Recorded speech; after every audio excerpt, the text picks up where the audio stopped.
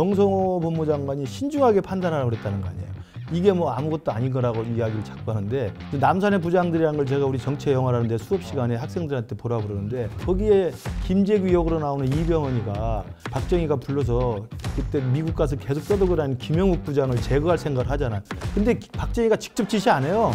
그래, 네가 하고 싶은 대로 내가 있잖아. 그걸로 끝나는 거예요. 이번 주 뭐 너무 많은 일이 있어서 참 정말 우리나라는 너무 다이너믹한 것 같아요. 근데 언제 에이펙을 했나 이런 생각이 든 거야. 진짜 그런데. 맞아요. 성과가 다 묻히고 지금 모든 게 다 지금 서초동으로 쏠려 있단 말이에요. 그건 어떻게 보였어요, 일단? 지금 민주당이나 이재명 정부가 너무 자살골을 많이 떠들는 것 같아요. 지난번에 재판중지법 가지고 한번 오버하다가 여론을 보니까 또 경고 먹고 급제동 걸린 거 아니에요? 근데 그건 이제 미수에 그쳤잖아요. 근데 이번에 황소포기는 사건을 저질러 버린 거 아니야. 이거 미수가 아니고 해버린 거야. 그렇죠. 이미. 황소 포기는 그냥 포기한 걸로 일단 실제적인 효력이 발생해버리잖아요. 그렇죠. 급발진을 하는 이유가 뭔지 잘 모르겠는데, 대통령 사법 리스크에 대한 이 고민이 너무 이 트라우마처럼 있는 것 같아요. 내가 봤을 때는 이 검난으로 될 가능성이 있어요. 검사들의 자존심을 완전히 그냥 밟아버렸거든요. 검찰 없어지기 전에 마지막 한번 해보는 거지. 검찰청 없앴잖아. 그러니까요. 검찰청 없어갖고 지금 부글부글 하거든요. 그다음에 검사라고 명칭도 못 쓰게 한다는데 검사도 아닌 상황이 돼버리니까 완전히 지금 열받아 있는데, 원래 자동으로 하는 항소도 못하게 여기에서 이제 맛이 간 거예요, 완전히. 그래서 내가 봤을 때는 검사장들 일단 성명서 나왔죠. 그 다음에 지청장들 나왔죠. 일선 검사들까지 나올 거예요. 그럼 이게 이재명 정부가 감당할 수 없는 수준의 검난 사태가 되지 않을까. 그러니까 검사들이 울고 싶은데 뺨을 딱 때려버린 거야. 그럼. 그러니까 폭발한 거고. 그렇지. 나는 제일 웃긴 게 이문정 검사장도 그런 이야기 했더라고. 아니 그거 뭐 직을 걸고 접수한 다음에 사표 내면 되지 왜 그러냐고 그러더라고. 그러니까 이문정 같으면 자기 검찰 내부 조직한테 계속 소리냈던 사람 아니에요? 검찰을 욕했던 사람인데 검찰 내부의 분위기를 짐작할 수가 있죠. 네, 저도 좀 약간 이건 뭐지라고 생각한 게, 아니 정진우 중앙지검장이 보통 아랫사람들 의견 그리고 자기 소신하고 어긋날 때 소신대로 하고 나서 윗사람 말대로 해놓고 나서 사표를 던졌어. 그러니까 이해가 안 되는 이해가 안 거지. 되는 거죠. 그래서 이게 저는 그 생각을 해봤어요. 정말 결기가 있고 검찰에 대한 프라이드가 있고 정말 이 사건은 내가 끝까지 국민 눈높이에 맞게 처벌하겠다라는 그런 결기가 있었으면 접수하고 사표 던지고 나오면 되는데, 깨갱깨갱하고 접수는 포기해놓고 사표를 냈다. 저는 무슨 생각이 들었냐.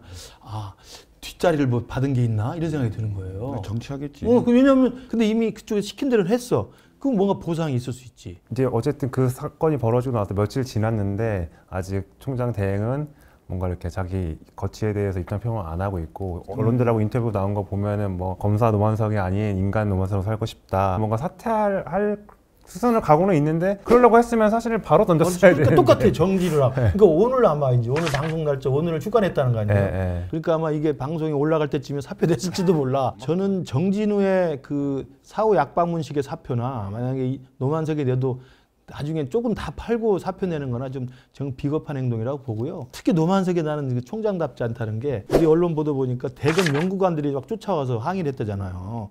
해명하라, 책임을 져라. 그랬다는 거 아니야. 야, 나도 괴로워.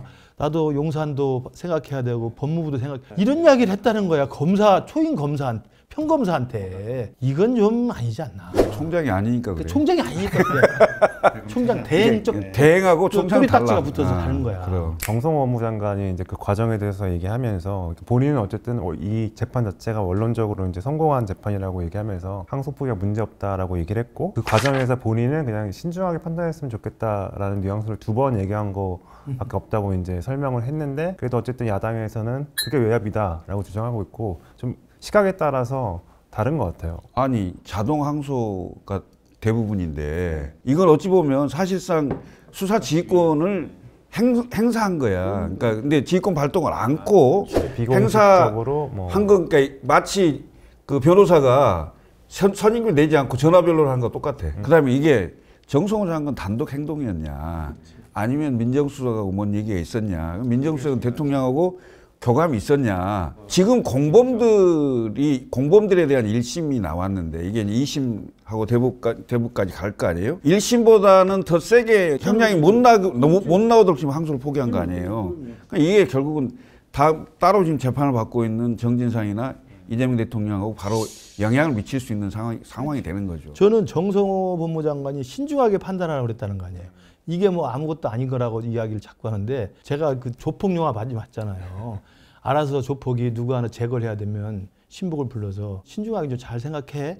그러면 대충 감으로 잡잖아요. 남산의 부장들이라는 걸 제가 우리 정치의 영화라는데 수업 시간에 학생들한테 보라고 그러는데 거기에 김재규 역으로 나오는 이병헌이가 박정희가 불러서 그때 미국 가서 계속 떠들고 다니는 김영욱 부장을 제거할 생각을 하잖아요. 근데 박정희가 직접 지시 안 해요. 그래, 임제 하고 싶은 대로 해. 내가 있잖아.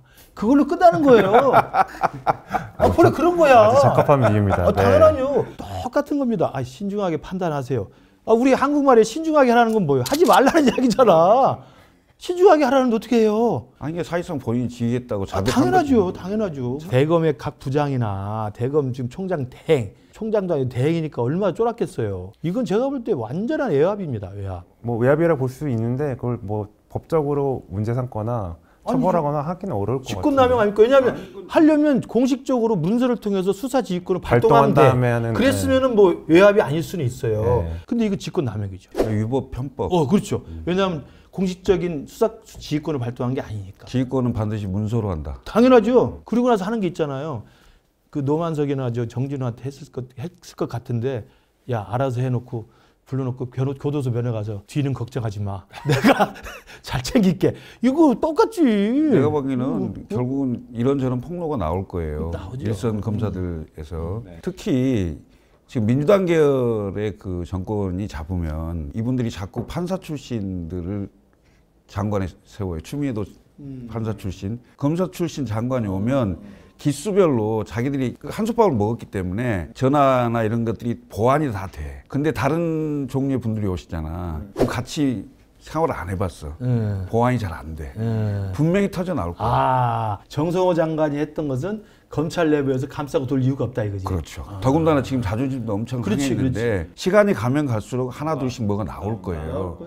그리고 이건 엄밀하게 말하면 정권이 바뀌거나 의회 다수석이 바뀌잖아요. 이건 특검감이야. 특검이죠. 바로. 그러니까 노만석 그 대행도 하나둘씩 이렇게 털어놓는 거 보면 계속 뭐가 나올 것 같고, 정진우 검사장을 일단 사표를 내고 나갔기 때문에 지금 추가적인 이야기는 안 나옵니다만, 이 동아일보가 법적으로 취재 능력이 세니까 취재를 해서 정진우나 노만석이나 아니면 그 중앙지검장에 4차장이 있었다는 거 아니에요? 중간에 역할했던 사람이. 그게 이제 정결권자인데. 그 4차장을 계속 취재를 해보세요. 그 정결권자는 항소를 해야 된다는 주장을 했고. 당연하죠. 중앙지검은 다 중앙지검장까지 항소를 하기 결재까지 다 끝냈다는 거 아니에요. 그랬으니까 그 일선 검사가 가서 접수하려고 대기하고 있었던 거 아니야. 근데 7분 전에 야 하지 말래 하고 끝냈다는 거 아니야. 이거 누가 봐도 이거 외압이죠. 근데 중요한 거에 이런 상황을 과연 대통령이 원했을까?